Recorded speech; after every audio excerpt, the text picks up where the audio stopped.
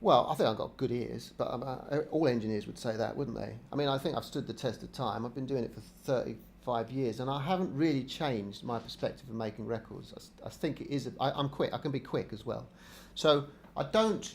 I don't labour the technical issues to anybody unless they want me to. You know, I try and be them. And I think because I've nowadays many musicians know a lot about gear. They know about Pro Tools. They know about this stuff. They can read about it. But I've had a whole career of being an engineer. Pretty much, you know, I've never deviated from that. But I've also had a stint as a musician. So I think it's quite commonplace now to be musical and technical. But really, at this level, I think it's far better to make the technical point, make it an underlying thing rather than a big in-your-face thing. So I come back in terms of recording to band in a room, you know, performance recording really. Anything that's real music that makes a noise with drums and guitars and is good for me. That's what music is still about to me, really. I came into production on the back of being an engineer and being someone who always respected a musician. I never liked producers who told bands how they should play. I always admired people who could make records that way, but I could never do it. And I remember once there was a band in CBS called Cafe Jacques, and they turned up, and they were a bit like that. They booked to work with a producer, and me as the engineer, and they turned up and they set up and they said, well, what do you want us? How do you want us to set our guitars up like, and how do you want us to sound? And is this guitar going to be good enough for you? And should I be doing this? And should I buy this? And I thought, well, I don't know any of that. You know, that's your job. You know, I should, because of the punk thing. It really did colour my attitude. I thought, no, I'm much more interested in people saying, this is what I sound like, what can you do with it? Rather than, what do you think I should sound like? I've never been very good at that. So I don't think I'm very good at making records where I go, do you know what, guys? This is how the record sounds, whether you like it or not. I don't like that. I much prefer making records where they want to achieve something that they don't know how to do it, but I do. And I'm a much more balanced relationship rather than this kind of top-down relationship where, I mean, I like working with I like working with people who know what they want, and I think as a producer you have a responsibility to say, if I'm making this record with you, I know the journey we're going on. I know the record I'm going to make with you. I think that's a responsibility as a producer. But I don't think that means I've decided that my opinion supersedes yours. I don't like music that's based on that. I just don't like it. I'm just too much of a musician myself. And I think engineers, actually, while we're on the subject, I think all engineers should be musicians, not necessarily good musicians, but I think all engineers should have a stint at being made to record something with someone else. Because it's only when you as an engineer are up there or in there and having to hang around while the people in here talk about you and you can't hear it, and then you really understand what it's like to being a recording musician. And you should learn the discipline from the other side, because it's humbling, really. And I remember a time when musicians used to come into studios and be intimidated by the atmosphere. And I can't stand that. I can't stand the idea that their performance is shaped by the space they're in. It should be you know, the opposite of that. It should be creative and freeing. It should offer them new possibilities, not be constraining. I can't stand the idea and that's why that's why this kind of the survival of studios should only be on the basis that they deliver what musicians want and how records can be made, not the other way around. But as I say, CBS and all the London studios in the early days were very intimidating places, and the engineers could be arrogant in that way. No, put your amp over there. You know, this is what I'm going to make it sound like. Oh, you've got one of those. Oh, you know, don't you know how to tune that up? You know, have I got to tune your guitar? You know, I've seen all these kind of things. You know, a singer goes up to sing. You know, right, we're going to record now. Are you ready? What do you mean you've been to the pub? What do you mean, you know, you don't feel well? What, you've got a cold? You know, I've got a record to make. I've got to be out here by 10. I can't stand any of that, you know. I have to be the other way. So It works for me. It doesn't work for everybody. At CBS 3 upstairs, the studio that I did the Clash in, well, it wasn't called that then. I mean, it was called Studio 3. It had the old Neve console from Bond Street, which was 19 whatever it was vintage, and it didn't have phantom power on the desk. So all the microphones were valve microphones in that studio. That was all we were able to use, and we looked down on dynamics anyway. I don't think CBS owned 57s and 58s. I never saw one in those days. When I started freelancing and I ended up in cheap studios that had Allen and Heaths and those kind of desks, and I saw 8 Shaw SM57s to record a drum kit, I was horrified. To me that was just the worst of the worst, because I had a studio that was that we only had 2 microphones that I can remember, which were, well, we did have dynamics, I'm exaggerating a bit. We had Neumann U67s, we had about a dozen of them, and we had whatever the KM84s that were valve.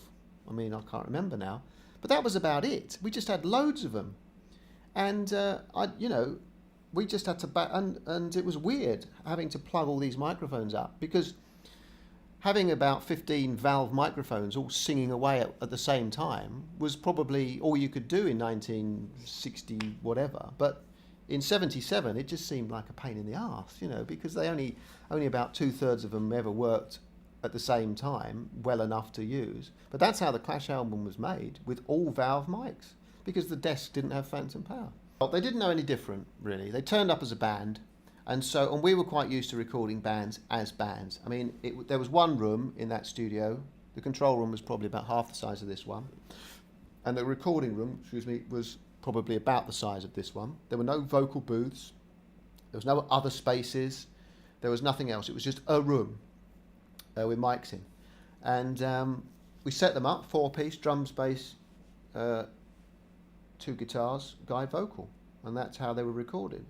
And as far as I recall, the rhythm section, which would have been drums, bass, and 1 guitar certainly, would have gone down, and that would have been it.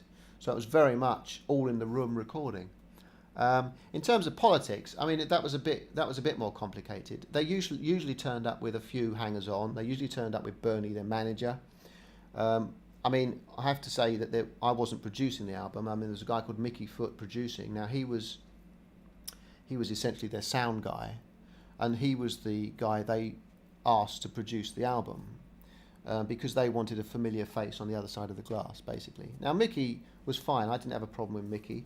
But it's fair to say that none of them had much experience of studios or recording generally. So I essentially was the person who knew not only how to technically do it, nuts and bolts thing, but I was the only person who really had the overview of what making a record was. The hours and what actually it meant, and and they had all this kind of nervous, excited energy, and they had their kind of team of fans that would troop in or troop out, depending on whether they were allowed into the building or not, and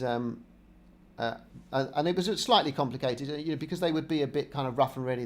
One of them would turn up at 12 o'clock, and say, "Where's the rest of the band?" And you'd say, "Well, they haven't turned up yet." So he'd go, "Well, I'm not going to be the first one here, that's not rock and roll." So he'd leave and go and do something, and then another one would turn up and say, "Right, where's Joe?" "Well, he was here, but he's left now." "Oh, right." Well, so he'd go. So they'd probably all assemble about mid-afternoon, in some shape or another, depending on whether their cars had broken down or the public transport or this, or they'd been somewhere or what. Because the other thing about a lot of recording at that time is there was a lot of buzz about them. So they were having to do interviews, there was phone calls, there was journalists, you had, photographers steaming in. This stuff was being documented while you were doing it as well, which was great. That's all exciting as well, isn't it? You're making a record and people are filming it at the same time. It's great fun, but it doesn't get the record made, does it? Because you have to kind of pretend to make the record while someone films it, and then they go, and then you have to do it again, So it's a bit complicated, but they were quick workers, I mean, the songs were routine. They were well rehearsed. There was no problem in terms of recording. It was a dream, really. It was a simple process. It just laid down. Mick was the one that cottoned on to the fact that that overdubbing was a kind of interesting thing that allowed you to experiment, widen the sound, double track, multi-track, record different parts that you could dub in and out, edit, do a solo in bits, put it together. He was the one that clocked all that and started going, oh, right, okay, great, you know, I'm into this. The others, the drums and the bass, were simply recorded performances, and then they weren't really that interested. Joe, who's a singer, of course, he was pretty straightforward. He didn't really have a lot of time for recording. He didn't want to do droppings and stuff. It was just start the tape, sing, end of song, stop, listen back, yes or no, do it again or not. Joe's interesting thing was that he couldn't separate out his guitar playing from his singing at all. So when we came to dub the vocals, he played the guitar at the same time. So he had to do it that way. He physically had to do it that way. I mean, obviously we didn't have it plugged in, but his whole performance was totally physical. Now, some engineers would have gone, well, you know, why can't you just put the guitar down, and why can't you sing in this booth, and why can't you learn this microphone technique? You know, you're supposed to be here and put the pop shield on. But none of that is punk. You know, it was all about capturing their spirit, their ideas, and you didn't ever want them to get bored. You know, you didn't want them to be dulled out, because they didn't really like me that much, I guess. They had, you know, we didn't have a kind of fun relationship thing where, you know, we'd all hang out together. I worked for the studio. They wanted to get a record made and go out and be, you know, stars probably. They had ambitions, and it wasn't stuck with me in the studio. They just wanted to get on with it, really. So a lot of that kind of technical stuff, you know, I had to do that kind of subtly. You know, I would never say to Joe, you know, oh, well, we can't keep that vocal because you're a bit here.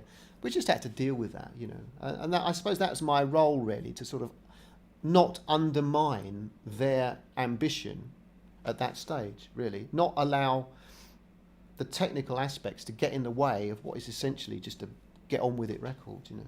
And I think if I'm going to take any kind of credit for the record, and I should take some credit for the record, I mean, I'm not going to take credit for the Clash or anything like that, but given the way pop music in the 70s, then as today, can be so manipulated and thought about and boxed, you know, don't sing like that, a bit flat, you know, all that stuff where you can turn someone who feels quite confident into someone who really doesn't know, you know, whether he's good at it or not in an instant.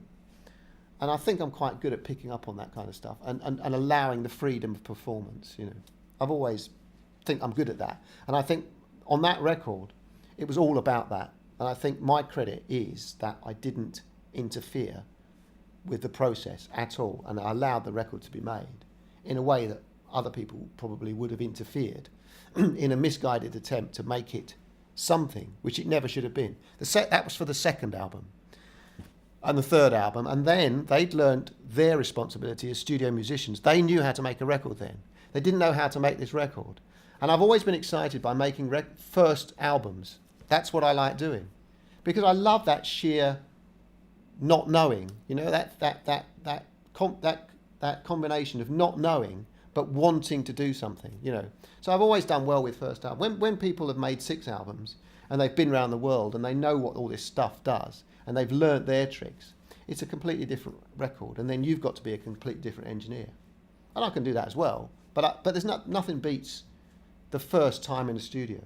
And again, that was my training, because when I learned as a trainee engineer, the jobs I was always given were demos. CBS Studios, even being an expensive studio, we were given all the demos to do. So the youngest engineer or the trainees get the demos to record. So you're always recording bands before they're signed, or before they've been in the studio, or before they've made records.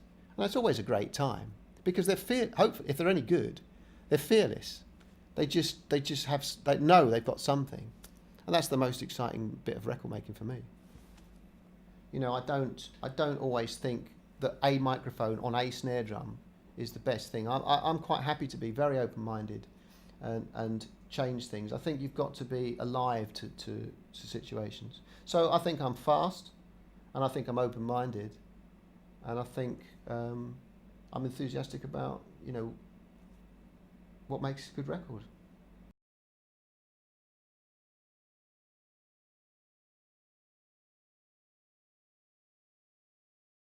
SSL was SSL was SSL.